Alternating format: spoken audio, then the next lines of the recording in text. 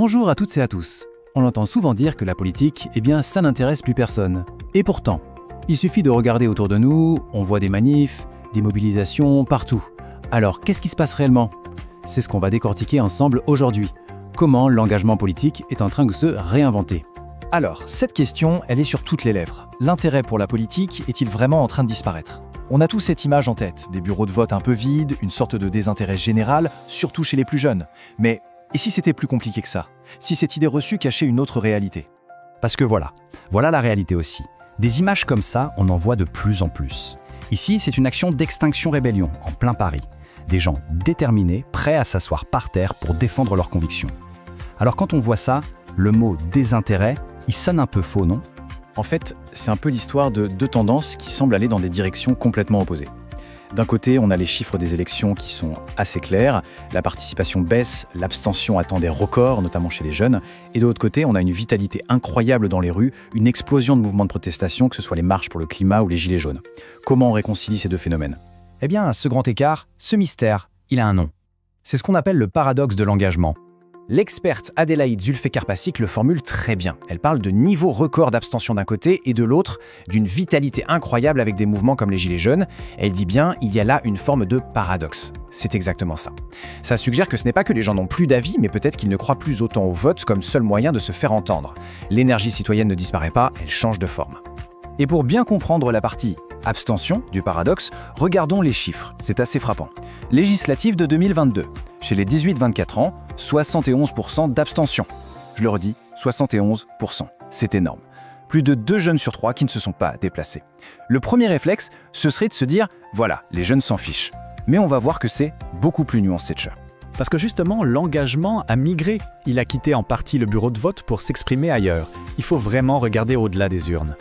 Et pour ça, il faut peut-être commencer par la base. C'est quoi, au juste, l'engagement politique? On pense tout de suite au vote, mais en réalité, c'est bien plus large. La définition est claire, c'est l'implication durable d'un individu pour défendre une cause. Ça peut être direct, indirect, continu, et ça ne se limite absolument pas au vote. Et quand on dit plus large, regardez un peu tout ce que ça peut englober. Bien sûr, il y a toujours le vote, mais il y a aussi manifester, signer une pétition en ligne, boycotter certains produits, ce qu'on appelle la consommation engagée, ou même simplement relayer une opinion sur les réseaux sociaux. Sans oublier le militantisme plus classique dans une association ou un syndicat, le spectre de l'action politique s'est considérablement élargi. Et ce n'est pas anecdotique. Prenez les pétitions en ligne. En 2018, 40% des personnes interrogées en France disaient en avoir signé plusieurs fois.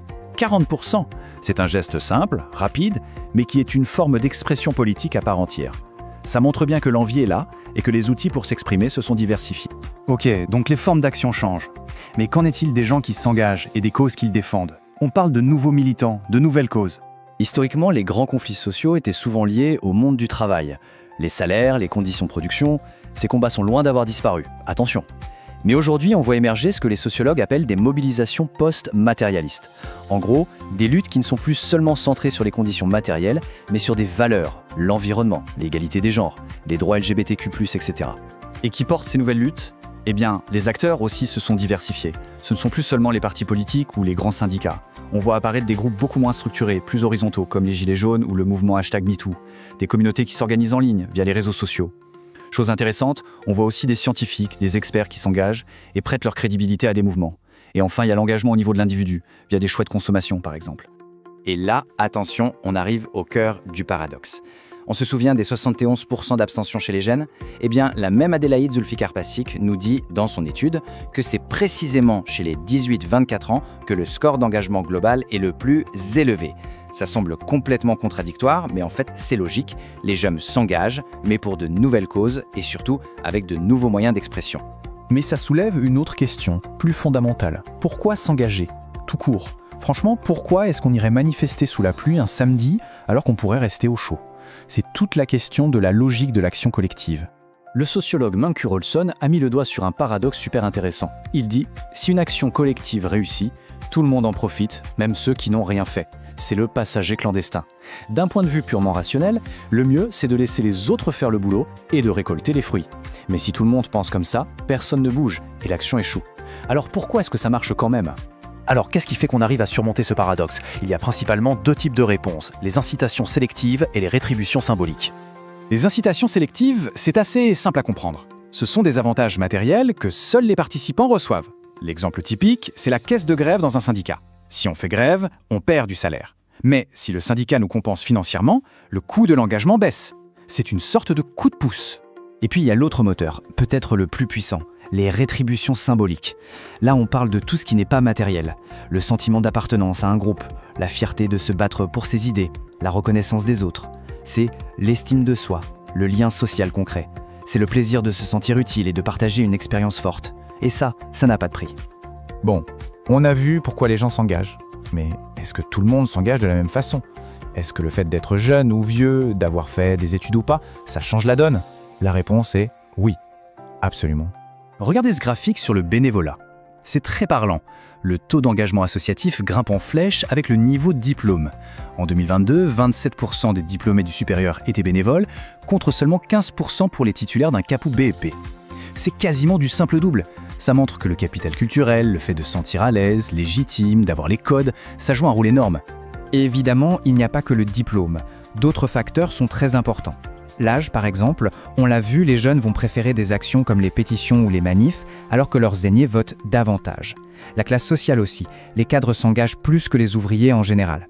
Et enfin, le genre. Même si les choses bougent, les femmes sont encore sous-représentées à certains postes de pouvoir, en partie parce que la charge mentale et domestique pèse encore beaucoup sur elles. Alors, au bout du compte, quel est le futur de cet engagement? Qu'est-ce qu'on doit retenir de tout ça? Je crois que la phrase d'Adélaïde Zulfikar-Pašic résume parfaitement notre analyse. Ce n'est donc pas tant que les Français ne s'engagent plus, mais qu'ils s'engagent différemment. Le mot-clé, c'est vraiment différemment. L'engagement n'a pas disparu, il a muté, il a changé de visage, de méthode et de combat. Et ça nous laisse avec une question immense pour l'avenir. Si les gens se détournent des urnes, mais s'investissent dans des collectifs, des pétitions, des actions directes, comment nos institutions politiques doivent-elles réagir? Comment peuvent-elles intégrer ces nouvelles formes d'expression citoyenne? C'est sans doute le grand défi pour les années qui viennent. Merci d'avoir suivi cette analyse et à très bientôt.